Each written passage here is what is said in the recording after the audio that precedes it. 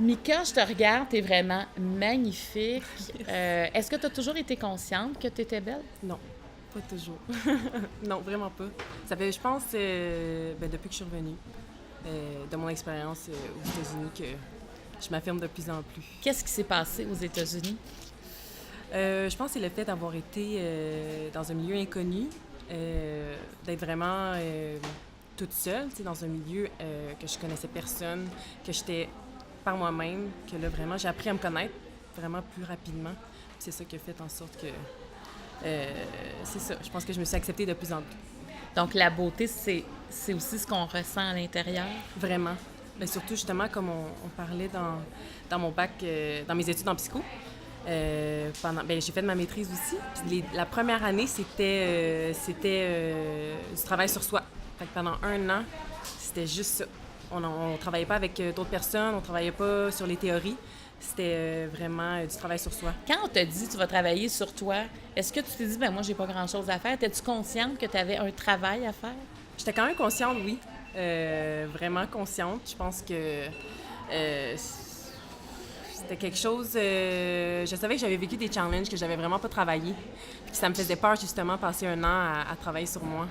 Donc, oui, j'étais consciente. J'étais pas prête, mais j'étais consciente. Toi, tu as fait du sport, tu as joué au tennis. Oui. Donc, ton corps, c'est aussi un instrument. Ça a été tu as dû l'entraîner, ce corps-là. Oui. Puis là, à un moment donné, quand tu arrêtes, j'imagine que le corps se transforme aussi. Est-ce que Ça aussi. Oui, c'est vrai. Oui, clairement, là, on voit des changements. Ça aussi, c'était quelque chose à accepter, mais c'était plus... le plus difficile, c'était pendant mes années athlétiques.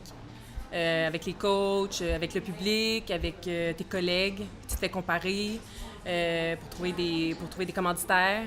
Tu te fais souvent juger sur ton physique. Tu te fais subir des diètes parce que les gens pensent que ça va aider dans ton processus de devenir meilleur. J'ai toujours été la fille la plus costaude.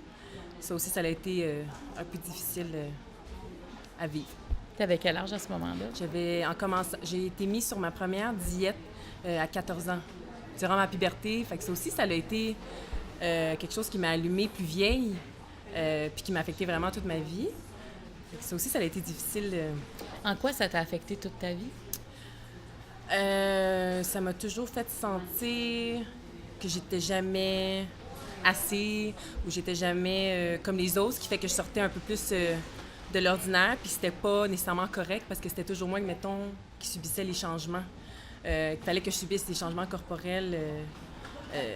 Puis je le voyais pas dans un côté que ça allait me mettre meilleur dans mon côté athlétique parce que je trouvais que j'avais déjà des performances, mais ça changeait mon look. Puis oui, ça l'a aidé pour les médias, ça l'a clairement aidé pour les commanditaires et tout. Fait que c'est comme de comparer ça à ce qui est bien est-ce que c'est bien juste de fitter dans la société, dans ce que les gens veulent voir, mais que à l'intérieur, tu sais, j'étais toujours fatiguée. Puis au contraire, ça m'a pas nécessairement aidé dans mes performances. Donc, même si tu correspondais aux standards, de l'intérieur, ça allait pas. Non, vraiment pas. Non, non, non. Et pourtant, à l'extérieur, tu étais parfaite. Pour les autres. Pour les autres. Pour les autres. Moi, je le voyais. Je le voyais pas nécessairement. Mais, ouais, là, tu vois, je m'en rappelle. Puis c'est vrai, j'avais... Mon dentiste me dit que fallait que je fasse attention tellement je mangeais de gomme parce que j'avais tellement faim. Ouais. Parce que, tu sais, on jouait 4 heures et 5 heures de tennis par jour. Puis on avait des diètes. Fait que, tu sais, souvent, on est tellement jeunes qu'on fait confiance aux gens plus vieux, aux gens qui nous entourent. Alors, ouais, je mangeais trop de gomme. Est-ce que tu te sens libérée de ça aujourd'hui? Ah oui, clairement, clairement. Mais tu vois, c'est drôle parce que quand la lingerie Emma m'a appelée, OK, t'as été acceptée. Là, la journée qu'elle me l'a dit, je me suis dit, faut que je retourne au gym. Comme si ça allait changer en une semaine, mais tu sais, on dirait vu qu'on va être devant les médias, ça nous fait un peu changer nos perceptions. Quand avant, j'étais comme, je mangeais une poutine pour dîner, je vais en manger une pour souper, j'y allais, là. C'était plus grave maintenant. Mais là, le fait, on dirait de retourner devant la caméra. Tu es devenue en performance. Ouais. Ça m'a comme challengé un peu, mais là, je suis pas allée au gym. Bravo. Quand tu te regardes, Mika, quand tu regardes ton corps, combien tu lui donnes sur 10? Maintenant, j'y donne 10. Puis ça paraît...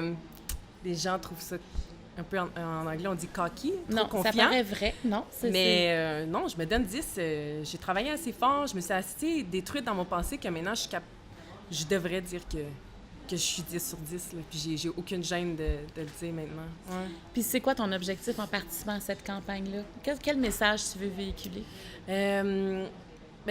Déjà là, à 24 ans, je trouve que c'est trop tard d'être où je suis rendue. Puis j'aimerais ça, dans le monde athlétique, qu'on mette une perception différente, que les entraîneurs aient une perception différente, qu'il y ait une éducation aussi faite par les entraîneurs qui ont tellement une influence sur les jeunes très jeunes, les jeunes en puberté, en milieu de puberté, qui apprennent à se connaître. Fait que c'est vraiment, je suis contente d'être prise, puis j'espère amener ça plus loin encore là. Tu t'es trouvée comment sur les photos? Très belle. C'est le fun, non, c'était vraiment le fun. Ouais. Tu sais, j'étais confiante, mais là, c'est comme... Là, je pars d'ici, là, avec une coche de plus. Pour vrai? Oui, vraiment. Puis en plus, vous avez vécu ça en groupe. Oui, c'est le fun. Puis justement, on se rapproche de plus en plus. Le temps avance, là. Puis, Vous acceptez de vous montrer vulnérable aujourd'hui. Oui, vraiment. Hein? Parce que quand on se dénude, puis en plus, aujourd'hui, c'est moi, je vous pose des questions, il y a comme deux façons de se dépouiller. C'est vrai. Vous acceptez ça. Et là, on va toucher le vrai, l'essentiel. Oui. C'était pas facile d'enlever la couche de linge, mais une fois enlevée, puis se faire supporter par le groupe de femmes qu'il y a à l'extérieur, là, c'était quelque chose. C'était le fun. C'était spécial. Bien, merci, Mika. Merci. C'était très touchant.